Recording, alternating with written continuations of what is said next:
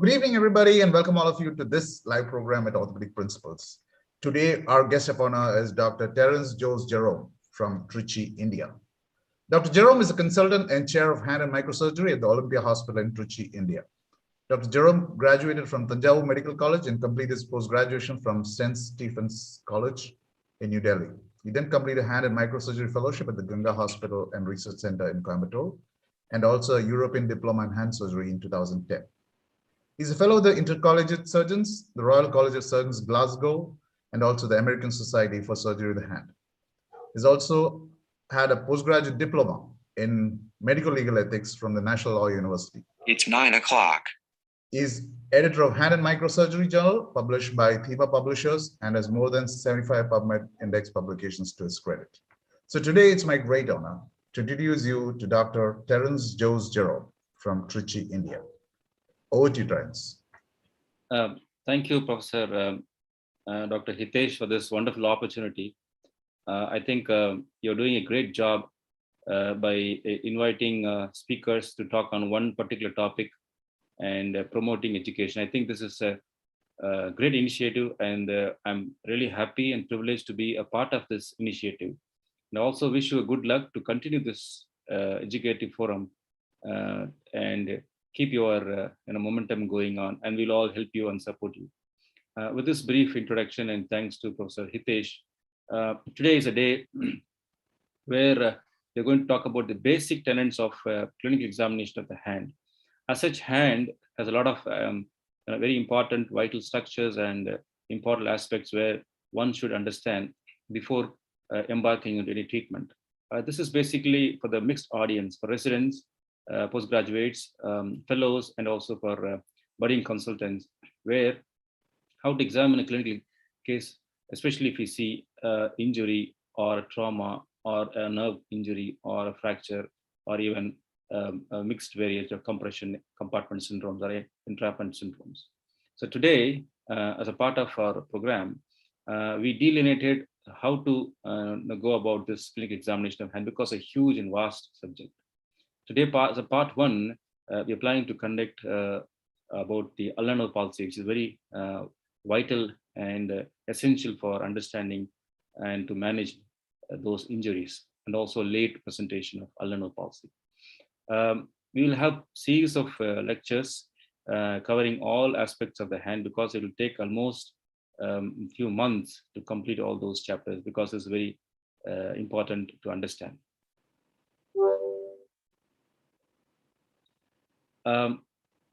I have nothing to disclose, and the main aspect of understanding any ulnar palsy is how the injury occurs, what is the reason of the injury, and what was the history, whether the injury is acute or old or something related to any infections. What infections most commonly we see is Hansen's disease, most commonly especially in India and other nearby countries. So those are the disease which involves or affect the ulnar nerve, or in addition to a median nerve. So how are you going to discuss about these injuries, and how are they going to examine them? So any examination have these aspects. What you see is inspection, what you feel is palpation, and other additional tests, especially a motor or sensory examination, will help you in diagnosing the lesion or injury. In addition to that, we have diagnostic investigations, and finally, we'll discuss about the differential diagnosis. So this is the entire crux of our talk. The etiology, all we know that as a consultants, as a postgraduates, injury is the most common. It can be a road traffic accident, it can be a cut injury, it can be an assault, it can be injury associated with fractures. So these are the presentations to the OR, to the emergency room, or to the involved consultant's room. It can be acute, it can be delayed. And the other aspect which we also trying to deal is the tardial nerve palsy, where a long duration of fracture non-union would lead to cubitus valgus and then associated with the involvement of the ulnar nerve. Similarly, as I mentioned, the Hansen's and compression syndromes and neurological diseases of middle cord of T1. So we all commonly see these two injuries in our emergency rooms. A cut injury or laceration along the distal aspect of the forearm, which causes the absence of finger flexors of the ring and the little finger. Perceptibly, these middle finger, index, and thumb are free. In addition to that, you can see the blood loss at this level. Similarly, an injury at this level also have an indication that which nerve is underlying could be affected. The common nerve is the ulnar nerve. So how will you differentiate between the low level or high level? See, the differentiation is between the low and the high is the innervation of the flexor carpi ulnaris muscle. So till from the arm, the ulnar nerve doesn't have any branch except to articular branch or to the sensory branches. Below the elbow, the first branch is the motor branch, which is the flexor carpi ulnaris. The most commonly asked questions, especially in your examinations, are viva. So this level, before or proximal to the origin of the FCU, this is called as a high ulnar palsy. And somewhere from here, from the origin of the ulnar palsy to the wrist or the distal forearm, this injury is called as low level ulnar palsy. This differentiates between high and low, and also the treatment aspect. Also, we would see the low level of ulnar palsy where the injury is somewhere here, switched outside. But this typical claw hand presentation can be low level palsy or a high level palsy, which can also be a sequel of a tardial ulnar palsy. This is one example I was mentioning, a non-union of the lateral condyle for long duration, presenting with cubitus valgus and ulnar palsy. Also, most commonly we come across burnt out cases, mean to say that established deformities in the hand because of the complications or because of the effects of the Hansen's disease can also be presented in our OPDs or in our clinics or in our rooms. So this could be with complete loss or absorption of fingers, shortening with claw hand, combined claw hand, or they can have a trophic ulcers because of the ulnar nerve injury, ulnar nerve lesions or median nerve lesions. The other aspect which we come across in our daily practice is the compression neuropathy. The compression neuropathy causing ulnar nerve palsy or ulnar nerve lesion can be somewhere on the middle aspect of the forearm, middle aspect of the elbow, proximal arm, where it can involve the compression can be due to arcade of Stuthus somewhere here. This is more vital because when you do a ulnar nerve decompression at the elbow, all you need is to completely decompress the entire arcade of Stuthus. This is very vital to prevent further compression or to have an inadequate cubital tunnel release. Distally, if you come across, you can see the fascia of the flexor digitorum profundus, or in between the two heads of the flexor carpi ulnaris, called the Osborne's ligaments. So these are the areas where the ulnar nerve can be compressed and can have lesion or palsy. Similarly, at the distal level at the wrist, the guyans can also be compressed by AV malformation or even injury or a small ganglion or even small tumor, which can also cause an ulnar nerve lesion. Similarly, brachial plexus injuries involving the C8T1 can have this sort of a claw hand picture. This is a normal hand, you can see a claw hand picture. And in addition to that, you should also examine the other aspect of the brachial plexus to confirm whether this is because of the lower brachial plexus palsy, or in addition to that, we should also rule out any other the commonest compartment or commonest compression syndrome is thoracic outlet syndrome. We should also do some special tests to rule out whether this is because of TOS, thoracic outlet syndrome, or alone brachial plexus injury alone involving C8 or T1. Apart from this, there are also many other diseases like Charcot-Marie tooth disease, hereditary motor neuron sensory diseases, where the involvement is specifically around T1, C8T1. So those are the patients, they will also exhibit we call as a claw hand. So that's very important to differentiate between those diseases because they are motor, particularly motor involvement, or they may have motor or sensory involvement. So now we have an etiology, can be injury, can be because of compression, can be because of motor neuron diseases associated with or without sensory loss, can be because of brachial plexus or thoracic outlet syndrome. Most common etiology we could come across, especially if we get a proper history. So from the history, you come to know that what exactly is the etiology and where we are progressing or where we are moving forward. Similarly, in the examination, examination, we prefer to examine from proximal to distal, from shoulder, from the brachial plexus to the distal. As we have mentioned that the brachial plexus has to be properly examined. It has to be differentiated whether it is lower level or upper brachial plexus palsy. Similarly, the range of the carrying angle at the elbow should be measured compared to the normal side. Increased cubital angle or associated with the fracture of the lateral condyle should have a suspicion of tardy ulnar palsy of long duration. The other test is that shoulder abduction and internal rotation. The abduction and internal rotation. This puts pressure on the cubital tunnel, where the patient who has a cubital tunnel syndrome may exhibit those paresthesia or pain or tingling sensation along the ulnar. This is one classical test for cubital tunnel syndrome. So what you see in the inspection, as I have two pictures we have seen, the classical presentation is the ulnar claw-hand, something like the extension at the MCP joint, the metacarpophalangeal joint, and flexion at the IP joint. Also, most of the patients, especially the manual laborers, they have tropic ulcers because they don't have the pain sensation. So they start working. So they'll be, in contact with the sharp objects or even hot objects. So they have tropic ulcers. And those patients also have skin dry because of the lack of sensation over the fingertips and the loss of papillary ridges on the pulp. So this is the reason for dry and shiny skin. Also, these patients may have wasting.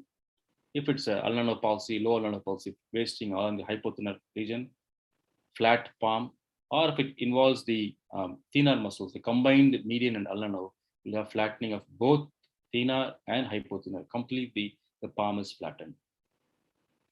And most important, inspection. By the way you see gives an idea. This is a video where you can see there is a complete wasting on the dorsal side. The interosseous muscles are completely wasted, and there is weakness. There is a finger adduction, weakness in adduction and abduction. So these are the work of the interosseous. So the dorsal interosseous, we call as dorsal interosseous, the DAB. Dorsal interosseous are the abductors. Palmar interosseous, called as mnemonic as PAD. The palmar interosseous are the adductors. Adductors are the fingers. So on the dorsal side, you can see the wasting between the metacarpal. Between the metacarpal lies the interosseous muscle. So this patient has a wasting between the intercarpal, classical of ulnar palsy. And there are a few special tests where you flex the elbow and then you extend the wrist. This puts pressure on the cubital tunnel. The patient may experience the tingling sensation or electric shock-like sensation when you do this provocative maneuver. In addition to compression, or can be a lesion, can be a mass, it can be a tardy ulnar palsy. So this is one way of determining or assessing the ulnar subluxation. Also look for tenderness, especially at the cubital tunnel. There are specific tests which we come across. I think most of the residents, postgraduates, they could have, in their career, they could have learned some test name, but they don't understand what exactly is and how to assess it.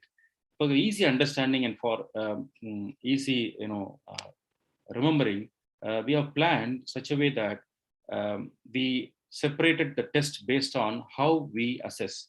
Like we are going to assess the muscles and the other functions from thumb, the interosseous muscles, the hypothyroid area, the MCP joint, and the extrinsic plexus. The extrinsic plexus are the flexor digitorum profundus and flexor digitorum superficialis. These are the 5 special tests. We disintegrate, we separate, like the thumb and the test relating to the thumb, the interosseous muscle, the hypothyroid, the MCP joint, and the extrinsic plexus. So they have various names to these tests for the ulnar palsy, and we are going to look into those tests and how we perform it to assess the ulnar palsy.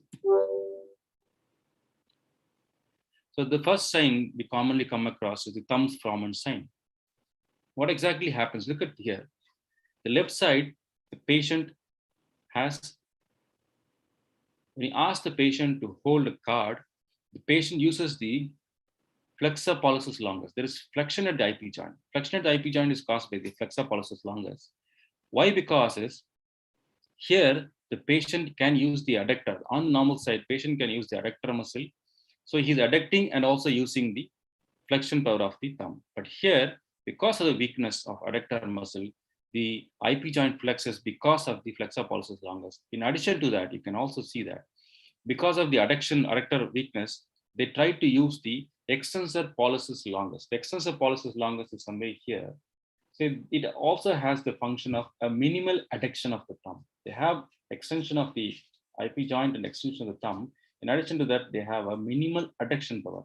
So these patients, they use the extensor pollicis longus power and flexion at the IP joint. This is more important, and you should look from the eyes view to see the IP joint flexion. Similarly, these are the patients, they also have weakness of the flexor pollicis brevis. Commonly, flexor pollicis brevis has two heads.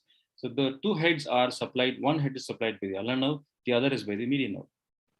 Most of the patients who have isolated flexor pollicis, flexor ulnar nerve palsy, they may or may not exhibit flexor pollicis brevis paralysis because that is supplied by the median nerve. So the other part has taken care of it. Also, to have a clear distinction between whether it is paralyzed or not paralyzed, ask the patient to touch the thumb and the pulp to pulp. So what happens here is, because the flexor pollicis brevis is weak, they have to hyperextend the MCP joint. This hyperextend the MCP joint to control it. And because of the weakness of the erector muscles, they have to use the flexor pollicis longus to make a pinch, to make a pulp to pulp pinch. They won't have a normal pinch like this. To have a normal pinch, instead they use hyperextension and flexion at the IP joint to have this pulp to pulp. This is more important because whenever you do a surgery, you need to do a surgery focused on the adductor replacement. That is the reason the finger can go and touch and can make a O or a pulp like this. This movement is caused by the adductor muscle and also the dorsal interosseous muscle. The methods of checking the flexor pollicis brevis is, the function of flexor pollicis brevis is it flexes the MCP joint.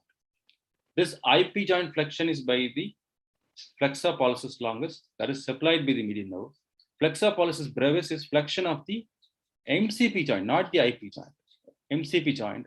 This is partly done by the ulnar nerve and partly done by the median nerve. So before concluding as an isolated ulnar, isolated median, we should always check for flexor pollicis brevis. In addition to that, we should always check for the abilictor pollicis brevis. What happens commonly as a presentation in our clinic or in any outpatient clinic, patient may come present with a combined median and ulnar nerve palsy. So we should not be in a hurry to say this is an isolated ulnar nerve palsy unless you check the median nerve function. This is a way of checking the median nerve function. Give a counter resistant at the proximal phalanx. Feel for the abilictor pollicis brevis. So this patient has ulnar nerve palsy because of injury here, but he has an intact median nerve. Similarly, this patient also, this is a normal side, he also has the flexion at the metacarpophalangeal joint, meaning to say that on the normal side, this is a way of how to check for the flexor pollicis brevis. So isolated ulnar nerve palsy will have an intact flexor pollicis brevis because of partial innervation by the median nerve, and they will have intact abductor pollicis brevis because of the median nerve. Similarly, as I was mentioning about the combined median nerve. So what happens in a combined median nerve? I'll show a picture differentiating between the combined. So this is an ulnar nerve palsy where, because he could not hold a coin like this because of the weakness of the adductor and the dorsal interosseous, he uses the IP joint of the thumb that is supplied by the median nerve and the movement from the index finger to have a pulp to pulp pinch. He again, watch this video. He always flexes the IP joint. We don't flex a coin. To take a coin, we don't flex it unless to hold it tight, we flex it. This is a pulp to pulp pinch. Similarly, what happens in a combined median nerve palsy? So there is a weakness of abduction. He could not abduct the thumb. Rather, he could only do a flexion at the IP joint, and see the weakness also there lies in flexing the index finger. So there is a complete collapse of the thumb and weakness of the index finger. On the contrary, you can see this patient has a FDP function that is supplied to the median nerve, and he also has the median nerve function of the IP joint flexion. Here, it doesn't have this, the combined median and the ulnar nerve palsy. This is a differentiating between the combined or an isolated nerve palsy. The other test most commonly the examiner want to know is what is a Bunnell's pore sign. As I'm mentioning about the pulp to pulp pinch, you can ask the patient to do a spindle shaped touch. This is a pulp to pulp touch. So what they have done in the previous video, because of the weakness, because of the adductor muscle weakness and the flexor pollicis brevis weakness, they have to use the FPL and they have to use the FDP of the index finger to make a O. This is also most commonly seen in isolated injuries. And the significance is that we need to do an adductor replacement surgery, a tendon transfer to get back the function of the adductor muscle. Similarly, most commonly on the normal side, if you see this on the palmar, on the palmar side, there will be a this is a inverted, the normal pyramid shape size on the normal side, but on the involved side there will be a triangle, something called inverted pyramid sign, because of wasting of the adductor and flattening of the palm, completely flattening of the hypothyroid region. There will be inverted pyramid shape. And the other way of checking the intraosseous and the adductor is feel for the muscle. The patient, see, you can see the patient uses the IP joint flexion. Instead of adducting, he uses the IP joint flexion to get more power. The one interesting aspect of flexor pollicis longus is it can be an adductor, it can be an abductor. How we differentiate that? Where you place the flexor pollicis longus, it will change as a minimal adductor or a minimal abductor. Here, the patient is asked to adduct the thumb because of the ulnar nerve palsy, there is weakness. But instead, he uses the FPL to have a compensatory adduction moment here.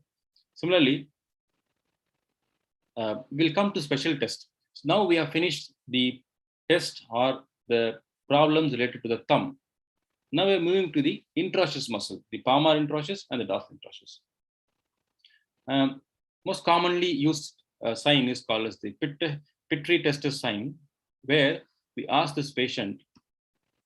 So this is the normal side. This is the ulnar side. See, it cannot adduct or abduct. What he is doing is a trick movement, using the long flexor to adduct and long extensor to abduct. This is a trick movement.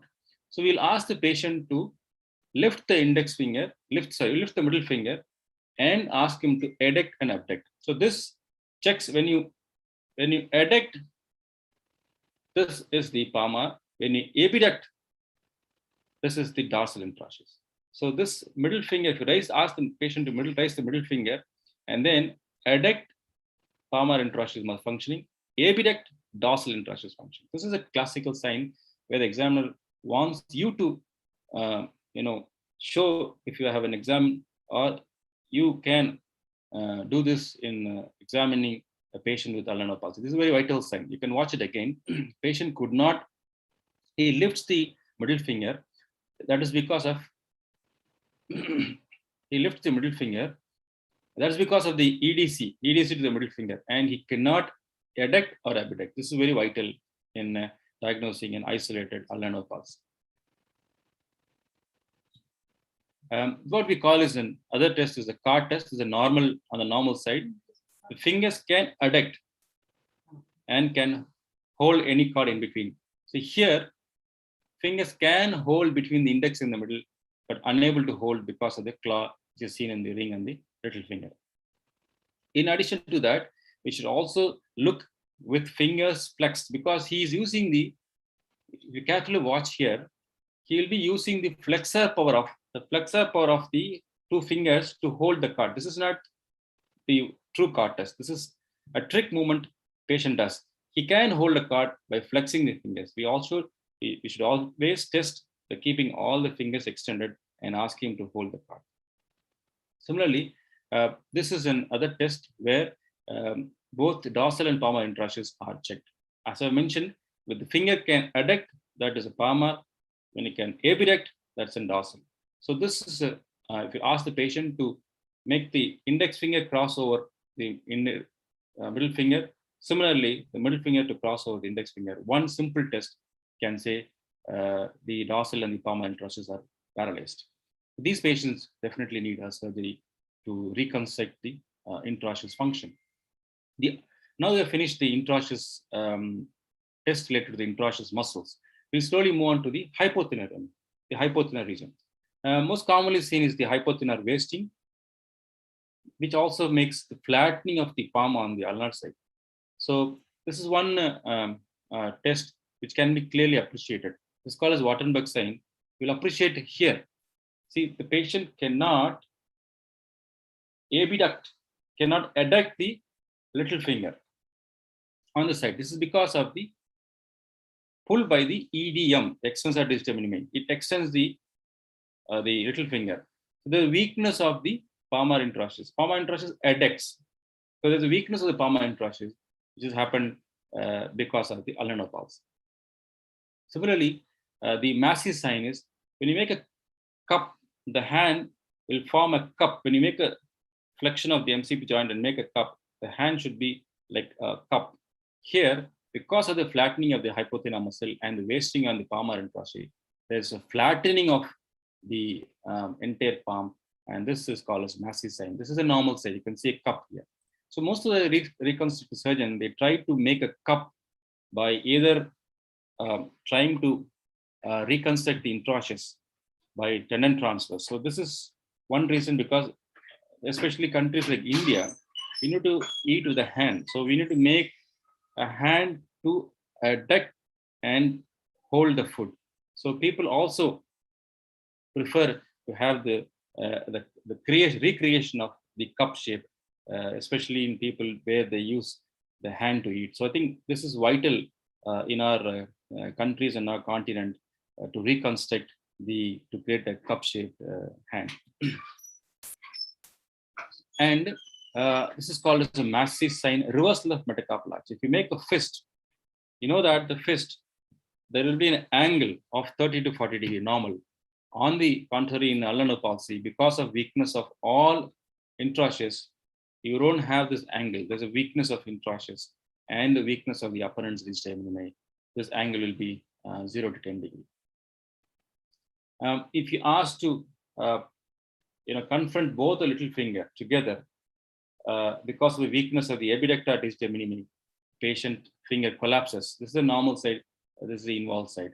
So this is the little finger, the buckles because of weakness of the abductor digita minimi. And now we have finished the hypothyroid. We will come to the MCP chart. Most common and significant test is Duchenne's sign. What is Duchenne's sign? You can see in the video, there is a hyperextension, the claw hand, there is a hyperextension at the MCP joint and flexion at the IP joint. This is what we call as the Duchenne's sign. What is the basic behind this? For any fingers to move, if you could closely watch my hand, for any fingers to move, the MCP should flex, followed by the flexion at the other joints. So this is the proximal interphalangeal joint, and this is the distal interphalangeal joint. So MCP has to flex, the other joints subsequently follow it. What happens in ulnar palsy? The intraosseous and the lumbricals, the third and fourth lumbricals, they are paralyzed. So their function is to flex the MCP joint and extend the IP joint. So when this is weakened, instead of flexion, it goes into hyperextension. So in hyperextension, the lumbricals and the intraosseous, they are not working, they are weakened. What are the other things which can flex? Only the long flexors, the flexor digitorum superficialis and flexor digitorum profundus. They can only flex. So when you see this will be the sort of movement. Because of the weakness of the intraosseous and the lumbricals, third and fourth, they'll have flexion initiated only by the long flexors. The long flexors cannot flex the MCP joint. We'll come across few videos and you'll appreciate the effect of the any how does the finger flex and how does the finger hold an object. So this is a addition sign.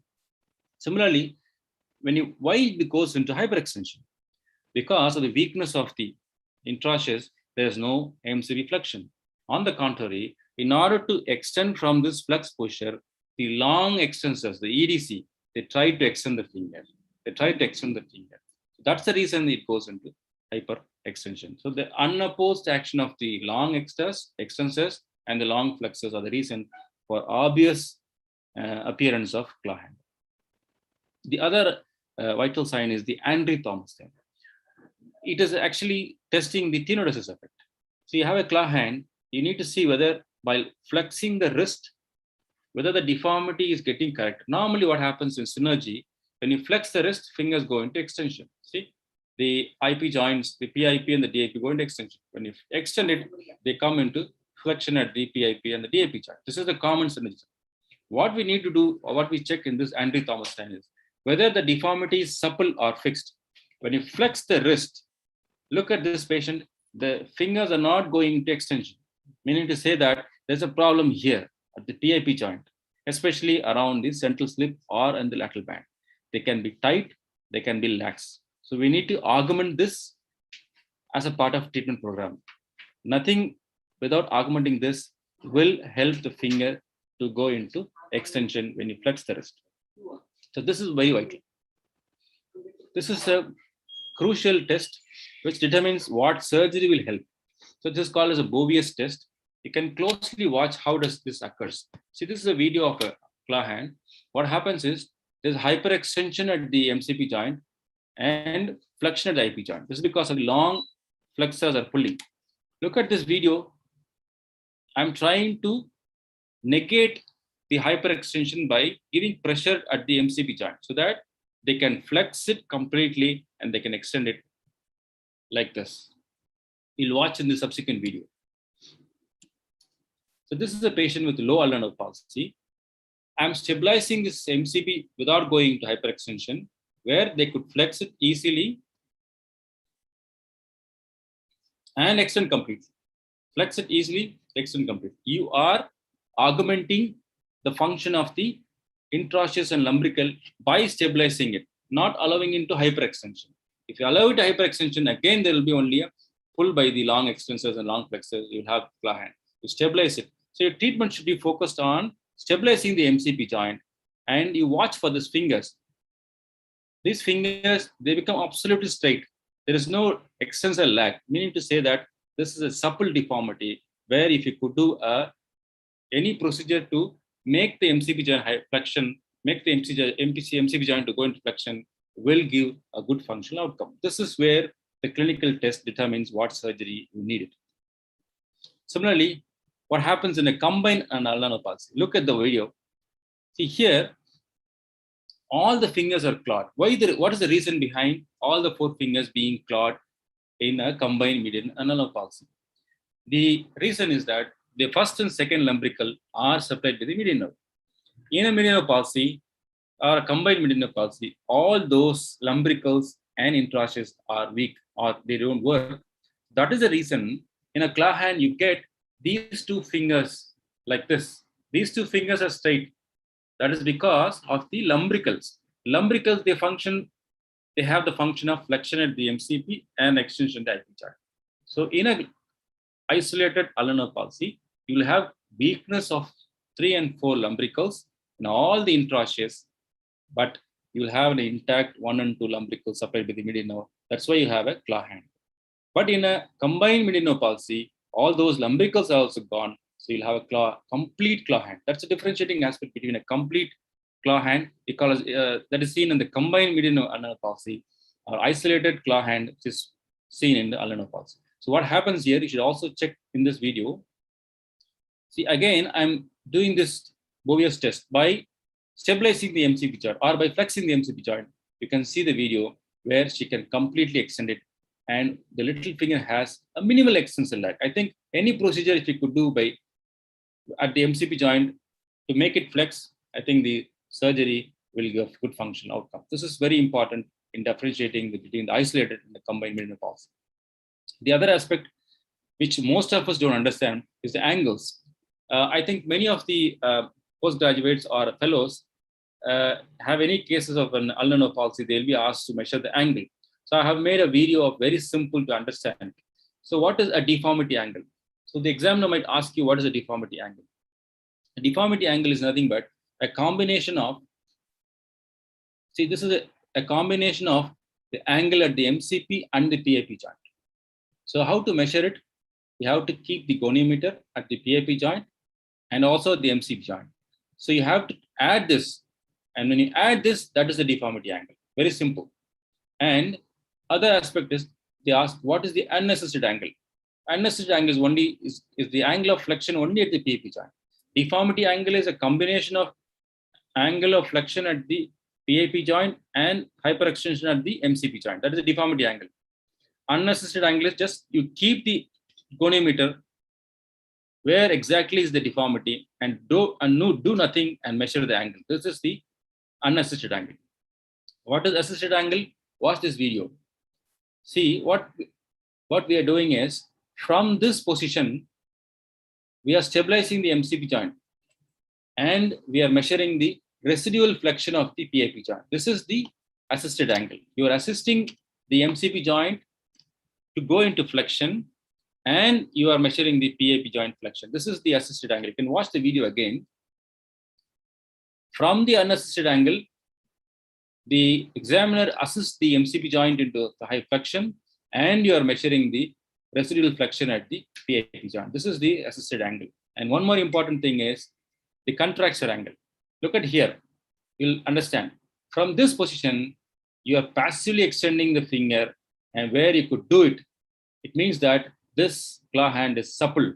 There is no further contraction. For example, say for example, if it's a bone case of Hansen or a bone case of long duration of claw hand, what happens is you could not passively extend the PAP joint into neutral, into zero. What you can see, what you would see is there's extensor lag or the fingers are stiff where you could not passively extend. And that angle is the contracture angle. So now we understand what is a deformity angle, unassisted angle, assisted angle, and contracture angle. I think this video will help you to say what is your treatment. So how we are going to say which treatment will benefit? You'll come across a table which tells you what to treat. Say for example, you have the deformity angle and unassisted angle. You're assisting it to make it the fingers going into straight. This is called a positive Bovious test. So if the fingers are straight, there is no flexion at the IP joint, there is no extensor lag at the IP joint, then all you need is to do a surgery at the MCP joint to make it to flex. Meaning to say that any surgery at the MCP joint will work. For example, a lasso procedure or Zancoli procedure will work. This patient will have a good result. Say for example, there is a deformity angle, an unassisted angle. You are assisting it to get an angle where there's a minimal extensor lag, say around 10 to 15 degree of extensor lag. How we can do that? By passively extending it, it becomes normal. Meaning to say that there is extensor lag. This 15 or 20 degree extensor lag passively can be corrected to zero. So this patient needs a dynamic procedure to extend the IP joint. For example, it can be an on the extensor side, you can use the extensor carpi radialis, longus, or brevis to four-tail graft and insert it into the radial lateral bands. What happens? This extends the IP joint. On the contrary, on the modification, you can use the modification of ECRL into four-tail.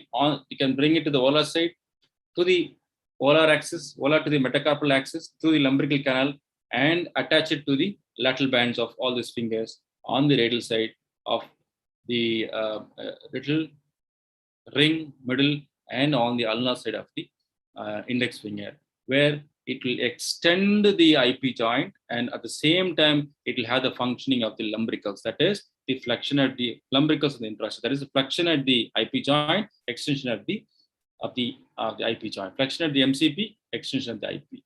How does this flexion occurs? Where you're passing through the volar to the metacarpal axis, through the metacarpal space, volar to the metacarpal axis. to the metacarpal, under the transverse metacarpal ligaments. When you're passing under the transverse metacarpal ligament, it flexes the MCP joint. At the same time, you're attaching it to the lateral band of little ring, index, and on the ulnar side of the index finger. So what this do? This takes the function of the lumbricals and the interosseous by extending the IP joints. So you have two functions which you could achieve by this tendon transfer. There are many other transfers. Can use the FTS, toe slips, or many other transfers which can also mimic, can also pass volar to the transverse metacarpal ligament or volar to the metacarpal axis to flex and extend the IP joint. Let's say, for example, in other cases, you have wrist tenodesis, the deformity is not changing. Meaning to say that the deformity is not changing even when you do a tenodesis. What happens here, it means that because of long-standing deformity, long flexors are shortened. The long flexors, FDS and FDP are shortened, and whatever position you do, they're not going to change. So in these cases, what we may need to promote, or what we need to do is, you need to stretch by putting a splint, and once you get a good amount of stretch, you need to do a fractional lengthening of the flexor tendon. This is what the findings suggest. In certain patients which I mentioned, burnt out cases of Hansen's or complete stiff hand or contractures which have been there for many years, there will be a stiff PAP joint. So you can have a deformity angle, you unassisted angle, you assist it, you measure the angle passively, it won't change. So these patients are having a PAP joint stiff contracture. So for those patients, either you need a serial casting to extend it, or a PAP joint fusion will be the treatment option. In addition to this, you should also check for the flexor, extrinsic flexors, because the extrinsic flexors, the FDP of little and the ring finger is supplied by the ulnar nerve. So you should also check for whether there's any paralysis of these two muscles. This is how we check. So in this patient, for a low ulnar nerve palsy, these two are intact. If a high ulnar nerve palsy is there, it is proximal to the elbow, proximal to the origin of the FCU branch. I think these two, there will be definitely a weakness of these two muscles. And on the contrary, in the low ulnar nerve palsy, these two will be functioning. Say, suppose if you happen to see this weakening, the surgical modality is you need to tag those FTP tendon with the middle finger so that they can flex together and they can extend together. So this is a treatment option for paralysis of both FTP, the ring and the little finger. The other aspect apart from the motor is the sensory aspect, and most important sensory aspect is the 2-point discrimination and also the fine touch. And in addition to that, we should also check for the tinal sign. Always start from the distal to the proximal. So this is a patient who had a injury here, and which was not treated. The sutured, the wound was sutured, the skin was sutured, and when he had a tinal sign, he had a static tinal sign exactly at the lesion, meaning to say that there is no progressive tinal sign, and definitely there is a complete injury, and the injury is complete so that there is no distal progression or no distal growth. Surgery is indicated in these patients. Apart from this, sensation is very important. So these are the two areas, autonomic areas for the ulnar nerve. So the entire little finger and also the entire the ulnar half of the ring finger is exclusively supplied by the ulnar nerve.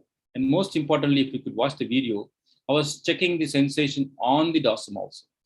Here doesn't have sensation. More important is that you should also check on the dorsal side of the proximal forearm, because that is the area where from 6 to 8 centimeter proximally, the sensation is supplied by the dorsal branch of the ulnar nerve. This is one test which differentiates between a low ulnar nerve palsy and high ulnar nerve palsy. So it is obviously given here. If you have a cubital tunnel or injury proximal to the elbow, high ulnar nerve palsy, definitely the dorsal branch of ulnar nerve involved. So there's a complete loss on the dorsum of the dorsal ulnar region of the forearm, wrist, and the hand. If this is intact, it means that it is not a high ulnar palsy, it's a low ulnar palsy. And all you need to check is the little finger and the ulnar half of the ring finger, which is shown here in this video. I was mentioning about the other aspect of sensation. We also use the semi-Winston monofilament test. We have this bunch of instruments at our outpatient clinic to test. We have used the vibratory perceptions, and these are the cutaneous innovations by Ulnar on the volar side and also on the dorsal side. So this sensory aspect finishes a complete examination. And few important aspects about the deformity, disability, and impairment. To differentiate it, I'll tell you, you don't have a leg, it means that impairment. You don't have a hand, it means that impairment. You have a hand, you have a leg, unable to walk or unable to use the hand. This is disability. So differentiation between disability and impairment is very vital, because the disability following any ulnar palsy has to be clearly defined. The impairment, because of any loss of any organ or any important part, has to be differentiated. Should not get confused between these two terms. So what happens in a disability? So you have a nerve, but you could not do this, you cannot do that. So similarly, you have a nerve palsy. What things you cannot do it? You cannot do a pinch, you cannot do a complete finger motion because of claw hand. The grip is weak because of wasting and interosseous muscles are not working. You don't have distal adduction, abduction. You don't have a good opposition because of weakness, and obviously you have clawing. So disability following any ulnar palsy is this. This is not impairment. And you can see in the video, so a combined median and ulnar palsy, where a normal force for any finger, thumb to pulp to pulp from thumb and index finger, the normal power is from the erector pollicis. 75% is from the erector pollicis. Flexor, the first dorsal interosseous, flexor pollicis.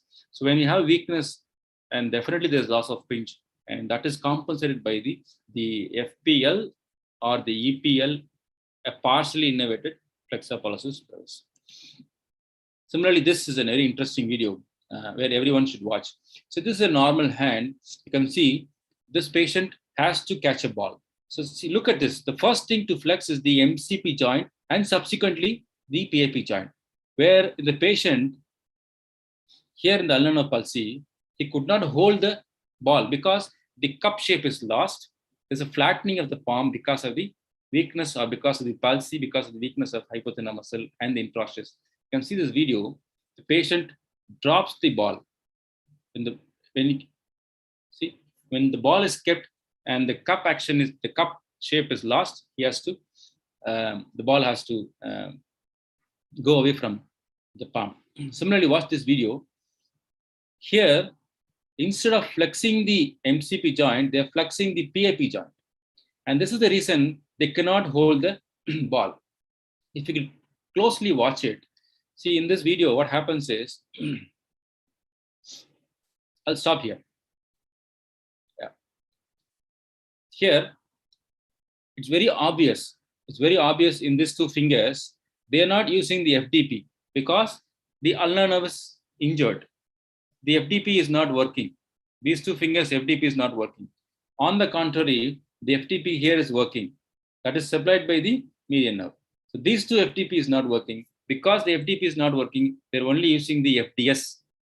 FDS only flexes the IP joint, the PIP joint. So they're only using the PIP joint flexion. They're not using the DIP, distal interphalangeal joint function. That is done by the flexor digitorum profundus. So this is the catch where the MCP is not flexing first. Rather, the flexor digitorum superficialis of the little and the index finger are flexing. There's a weakness of FDP because of FDP of the ring and the little finger because of ulnar nerve. So they are only using the median nerve innervated FDS. So these are very crucial finding if you ask the patient to hold a ball.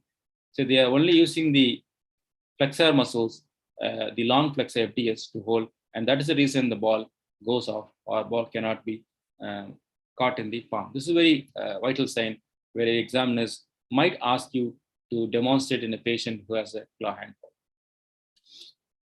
Similarly, watch this video. It's a slow motion video where you can watch the resemble of a ball. There's a hyperextension because of the long pull of the long extensors. The MCP is not flexed to hold a ball. Watch carefully. Here, what happens is these two fingers are extended and these two have a function because of the lumbricals supplied with the median nerve.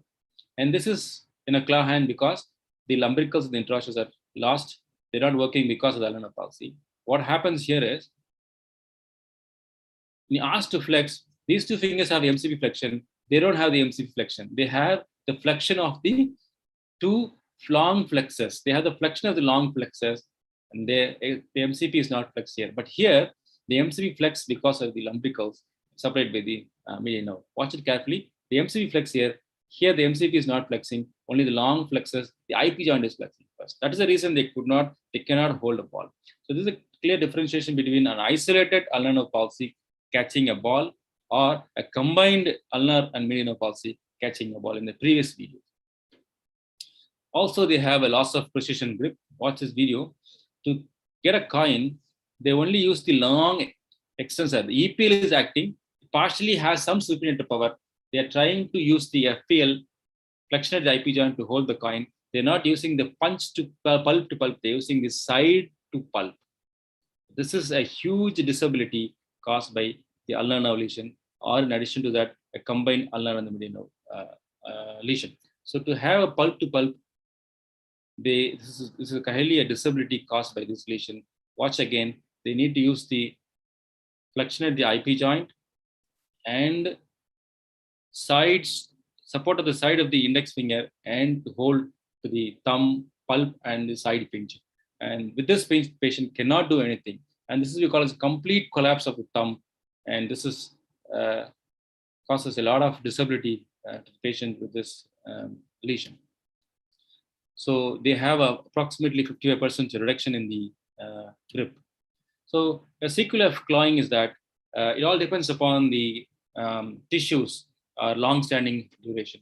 If the duration is short, there won't be any contractions, or there won't be any associated problems like laxity or extensor lag in the PAP joints, or because of hyperextension, there won't be volar plate contractions, or there won't be volar plate, or there won't be displacement of the lateral bands. Why displacement of the lateral band? Because when you keep the IP joints flexed for a long time, what happens in claw hand, because of this claw hand, what happens to the lateral band at the PAP joint? What happens is the dorsal transverse retinacular ligament. The dorsal transverse retinacular function is it prevents the lateral band moving into volar side. It holds the lateral bands. It holds the lateral bands like this. It does not allow it to go into volar.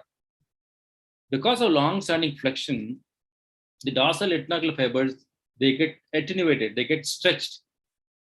What happens is the lateral band tend to go into volar side. So when it goes volar to the axis of the PAP flexion, it causes more flexion contraction. So these are the mechanisms you need to make before opting for any surgery, whether the volar plate is contracted, or the lateral bands are moved volarly because of the dorsal retinacular ligament attenuation. If so, we have to strengthen it. We have to make the lateral band move dorsal to the PAP axis movement and attach the your tendon transfer to the lateral band so that it can act at the PAP joint to extend it. So these are the technical nuances you should understand before opting for any surgery. You cannot say that I will do an extensor ECRL 4-tailed tendon graft for this claw hand deformity. No, you have to assess the deformity at various levels: MCP joint, PAP joint level, a long-standing or acute deformity, a supple deformity, a contracture are associated with volar plate contractures. So these are the certain aspects which determines what surgery you are going to perform. So to conclude, so these are the clinical findings to say which is the level of ulnar nerve palsy. So for example, we have weakness of the interosseous, 3-4 lumbricals, hypothyroidism weakness, and sensory loss on the ulnar innervated muscles area, we call as low ulnar nerve palsy. In addition to that, if you have FDP of the ring and the little finger weakness, and you have a tenals at the elbow, this is a high ulnar nerve palsy. In addition to this, if you have a thumb weakness of the thumb adduction and a thumb flexion, it means that there is something more proximal somewhere at the brachial plexus lesion. So we come to an end about the part 1 examination of the hand ulnar nerve palsy. For more detail, I request all the viewers to access or to get this book ordered.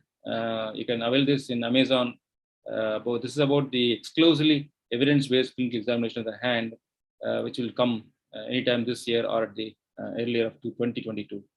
And I should thank Professor Dr. Hitesh Gopalan for giving me this wonderful opportunity. Really enjoyed explaining the ulnar nerve palsy and keep enjoying it, because learning is an art, and always enjoy teaching others. When you teach, you become, you learn many things. I learn many things.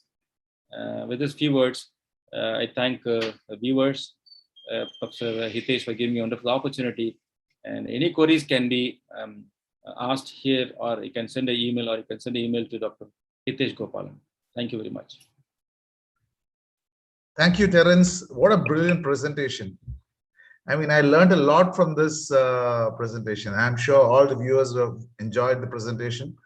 And also, it's going to be very useful for even the plastic surgery and hand surgery fellows.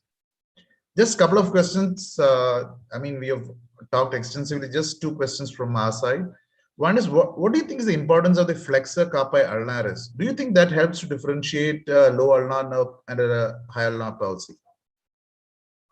A very pertinent question. I missed a slide of showing how to examine the flexor carpi ulnaris. You are right.